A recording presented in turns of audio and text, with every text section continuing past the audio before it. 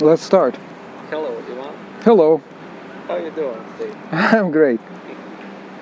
I just want to ask you, tell me about your vision and mission in your life with, on Ukrainian slave, Żywa Їжа. On English, it's named Live food. live food. Mm. What do you mean by live food and what your vision on your project, Chasha Amrita and live food, to impact on the world?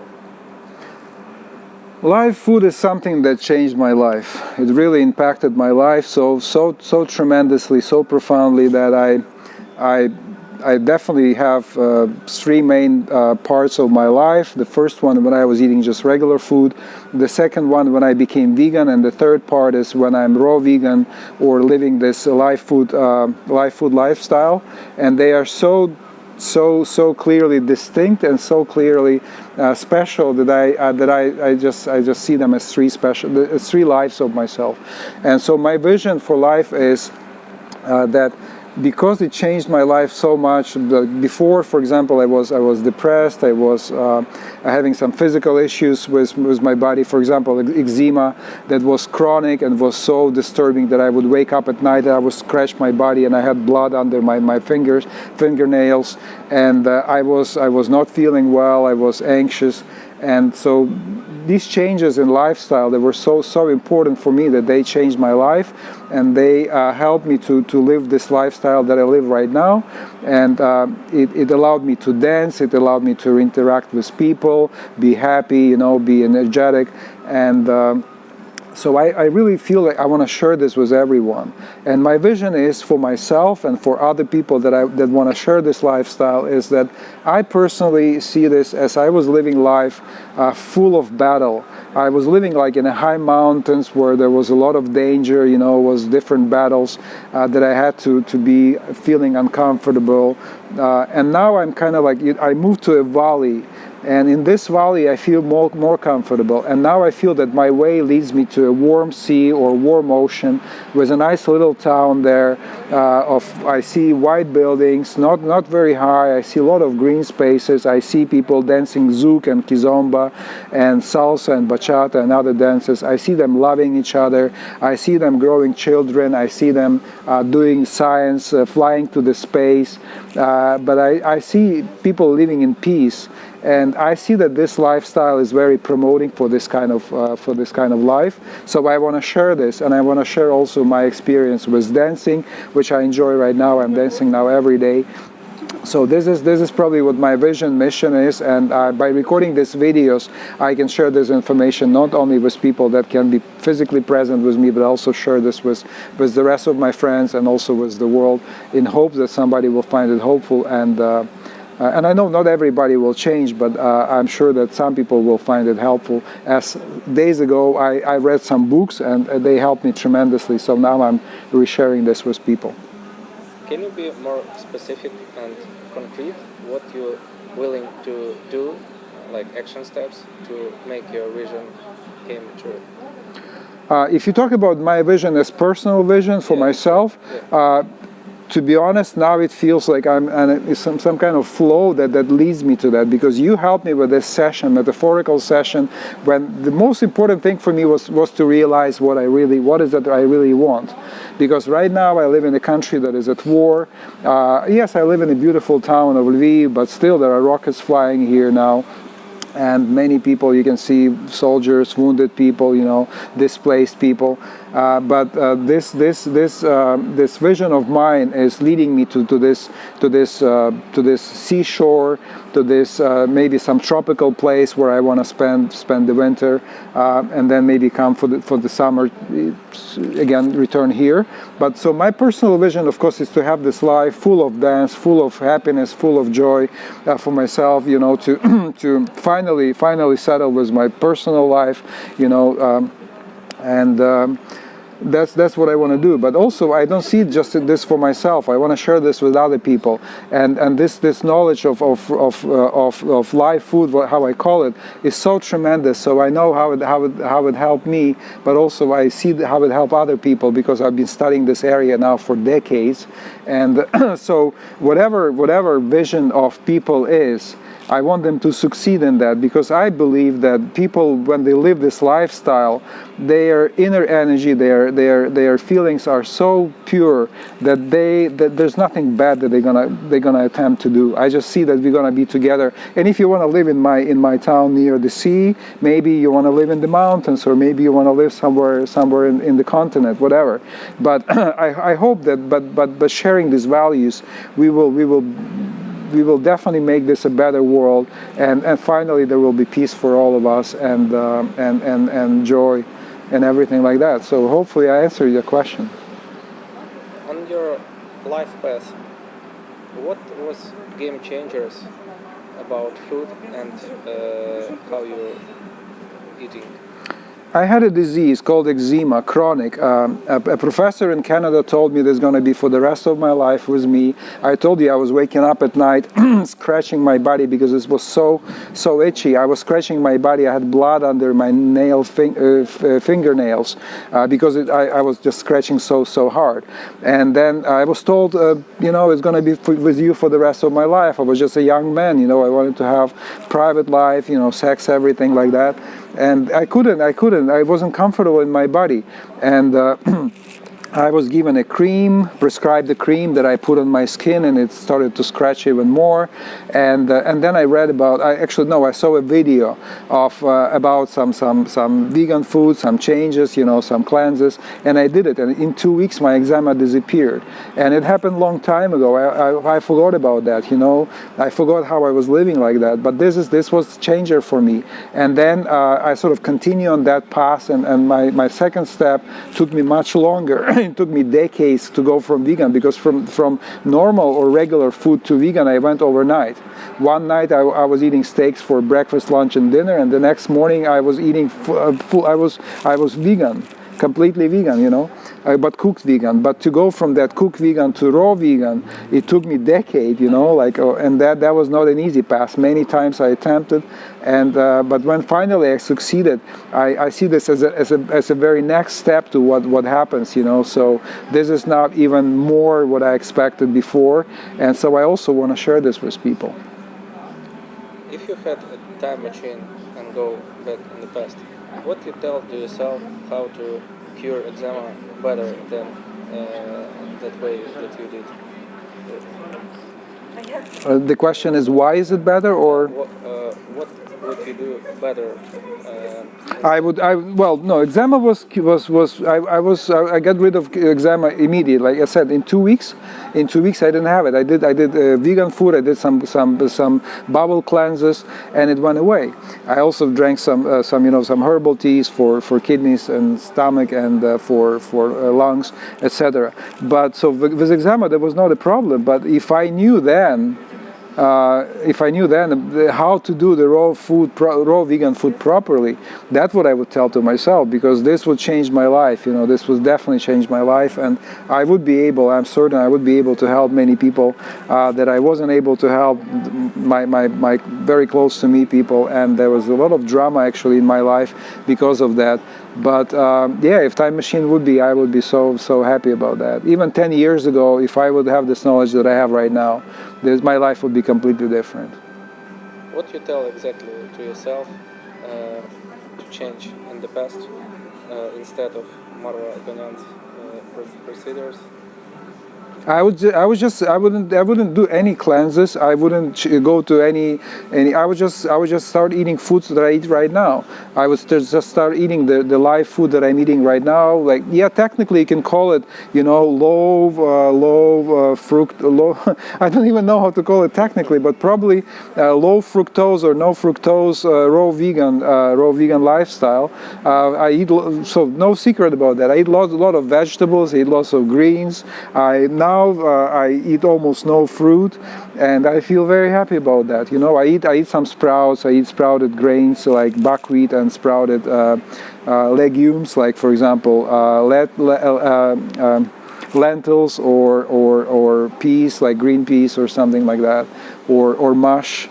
Whatever, mung beans you call them. So I eat those sprouts, and that's pretty much it. So if I would just eat that food, the results would be the same or better. It wouldn't take me so many years to get there. I watched Robert Lustig's lecture, Sugar: The Bitter Truth, and why fructose is a poison, and why you don't eat it. And you said that 15 grams of fructose is good number of grams. Let me clarify. It's not good number. It's what I consider to be the highest point of what I would recommend. Again, Dr. Robert Lustig is a world-known physician, professor from University of San Francisco. Of course, people can have different opinions about, but he is clearly explained in his multiple lectures what his opinion on that is. So just to summarize, what my understanding of Dr. Lustig is saying, he's basically comparing fructose to ethanol. And he's saying both of those substances are metabolized in the liver. If taken into higher accounts that liver can handle, they start causing different metabolical problems in our body, and that's why it's poison. And so it's clear to me as a physician, as a person that studied medicine for many years, it's very clear to understand. Yes, it makes sense, and so this is a poison for that. So 15 grams is just sort of an arbitrary unit. I personally, it's not that I'm aiming for. I just don't consume any fructose. I'm sure there is some fructose even in green beans, for example, or in some vegetables. But I don't eat sweet fruit. I don't eat any sweets, etc. So that's my perspective on this. If in the I don't know how spicy I would in English. Spices. In spices, there is some sugar. Is it? Can we use it when we cook, or we should use other spices without sugar? It's like 1-2 grams. I understand what you're saying about look. The way I look at life, I like to be relaxed. I like to enjoy life. I used to be very precise. I would count calories. I would say that if you are raw vegan and if you eaten whatever 1 spoon of cooked buckwheat, then it's the end of the world. I'm not like that anymore. So I'm not trying to impose any limits at all. I'm just saying that in general it looks like it's better without it. But if you eat it's only 1 or 2 grams, if it's practically for you, just do it. I don't. If I would, something would like that happen, I don't count how many fructose is in my food right now because I know it's low or it's almost none. So I wouldn't worry about that too much. But if it's easy for you to replace, then it's fine. So let me give you another example. So for example, I would prefer to eat only homegrown, clear, organic, vegetables and greens and everything. But if I don't have this, if I go to a supermarket and if I buy to salad there, well, that's life. Because especially when I travel, so don't try to be. My way on this is just don't try to be too good. Like just be yourself, and don't worry too much about things. I'm kind of addicted to food. Mm-hmm. And it is an important part of my life, and I found some part of happiness in food. And I believe that without sugar it's possible, but what you say to me, how to get rid of food addiction and found happiness in other places? The first step I would still recommend, you see, I have about 8 principles or so of what I call 8 principles of live food. Fructose or no fructose or low fructose is one of them. So that's why we're talking today about fructose. Like Stephen Covey, 8 principles. Yeah, okay, that's possible, but that's live food here. And I think it's just, arbitrary numbers that we make it because it sort of sound good to people. It helps us to memorize. And there is this magical number 7 that we kind of remember, all this neuro circuits working this way. But anyway, so coming back to this, I think the first one is are those spikes of insulin that lead. So this is when you call addiction, because I know what it is exactly. Like, for example, when we had parties like in my previous life, what I would call, like 15 years ago or 20 years ago. We would have parties in our house. There was pizza leftovers. There would be some cake leftovers. There would be Coke leftovers. Before I ate all the pizza in the fridge, I wouldn't go to bed. I would finish everything, and then I would scratch. I would drink those soft drinks and everything. So I was addicted to food, you can say. But now I definitely know that there is a way to enjoy food without addiction. Again, don't take my word for that. But food addiction probably first has to do with those insulin spikes. So if you eat slow, what I call slow carbohydrates, you're going to feel yourself much fuller. So I'm a proponent, of course, of raw vegan food. But some nice food like baked potatoes or some buckwheat or even bread. Still can be for some people, if they can tolerate that food, they're going to be much less addicted, because then you have more stable insulin, because glucose is released slowly and then it's not reacted by insulin that much. So you feel satiated for longer. So I personally now eat only twice a day, a little bit in the morning, and then I eat big meal at night, simply because it's convenient. I dance a lot, so I come after dance home and I eat a big huge meal. But that's how it works. I don't feel much hunger in between. It's not that I cannot force myself. Okay, so that's what I would say. Look at your insulin spikes and watch that. Where is in pizza sugar and fructose? Say it again. Where is in pizza? No, it's not. It wasn't just the biggest fructose was in cake. In the biggest fructose or sugar was in drinks. But I would have to finish all food because I didn't know. I wanted to eat, and I had this deficiency. I didn't know what I'm missing. So I finished everything. I was so hungry because my adrenaline would just go off the roof. In our previous discussion, you talked, like, maybe I remember wrong, like insulin spikes is not the problem if you aren't diabetic. I don't remember saying that. No, I think insulin spikes can be in any. The diabetic is just degree of that. So there is pre-diabetic, there is what's called normal, but still, no, I don't think it's just in diabetic is the issue. I think it's again, watch Robert Lustig videos for that. He explained it pretty much. Again, I don't agree with everything he says about food because, for example, he is proposing other ways to have the nutrition. But in general, what it's about fructose, I'm with him. The main reason of insulin spikes is the sucrose, sugar, and what else? I would have to rewatch. I would have to rewatch what exactly how he explains that.